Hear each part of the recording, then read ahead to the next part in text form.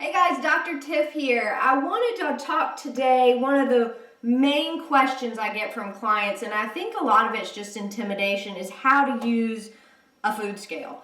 It's not something most of us just typically have in our kitchen, but with flexible dieting, with the macro approach that we take at Studio 2, being able to accurately track and measure your food as much as you can, and obviously I'm not going to tote this guy out to the local restaurant, but when you're at home, the more you can use this, the more accurate you're going to be with your tracking, and the more we're going to be able to see if your intake is resulting in the progress that we want to see. So I'm going to show us how to use it today. This is a simple scale. I bought it like at Target, 20 bucks, digital scale.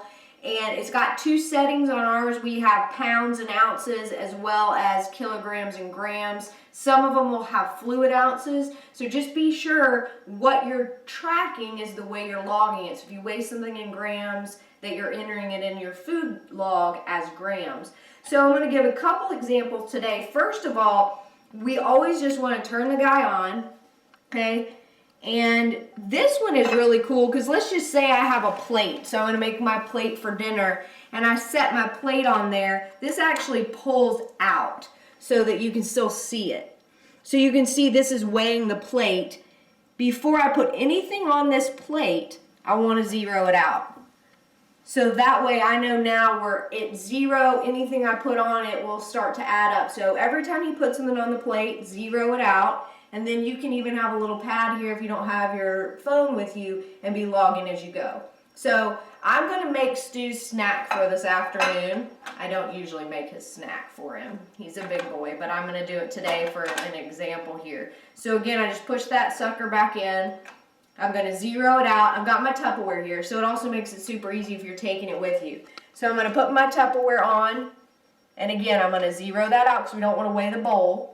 Right? So he's going to have some Greek yogurt. So this is just a basic plain Greek yogurt. And I'm going to look at my food label, and usually it'll give you a serving size, 1 cup. Right? That's what we want to get away from. Instead of putting it in a cup, which can be inaccurate, right next to that it says 225 grams. So I know exactly how many grams is in a serving. Now, you got to modify. Maybe you're only having half a serving, but Stu's going to have a full serving. So I'm just going to open this guy up. Okay, I'm going to look at my log as I go here. I'm going to put my yogurt in until I get to 225 grams. So I'm kind of just watching as I go. He has a lot of yogurt. 201. All right, went a little over, so I'm just going to pull a little bit out of there. Okay, 224. So we're right there. So we got our grams, right? And then he does applesauce. So if it's something that already has a pre-packaged amount, like this guy is already individual serving. So I don't have to weigh it out, all right? So I just look at the food label there, make sure I either scan it or I enter that. Or we're going to put our applesauce in. Before we do that, we're going to zero it out. Okay, again, we're not measuring this one, but if we were. Got my little paper towel here to wipe this off. Put his applesauce in there.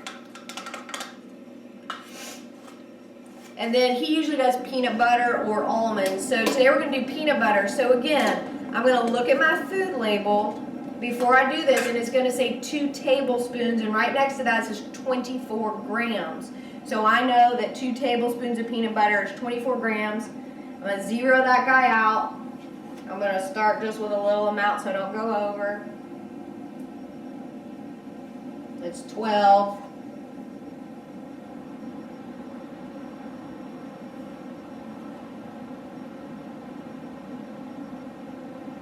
So 22 grams. So I'm going to stop it there. He can add a couple more grams of fat somewhere in his day. But you can see I'm already done, got my snack. I know every amount, pop the top on, and I'm good to go. So you could do that for your meals for the week, and you could just line it up almost just like a, where you're just going down the line doing your stuff and make it really quick. Now, a lot of stuff, especially if you're eating the way that we tend to try to promote with fresh fruits and veggies, they don't always have a food label. So again, with something like if I was going to put pineapple in here instead of applesauce, you just always want to measure it out. I see a lot of times on logs it's 1/4 of a cup or a 1/2 a cup. It's really hard to say you could put that in a measuring cup and be accurate. So just always use a food label. You could have a little notepad next to you, or just have your phone if you're using MyFitnessPal to make sure you're logging stuff accurately. So hopefully that kind of takes some fear away from using the food scale, and you guys can start to really track those macros. Thanks, guys.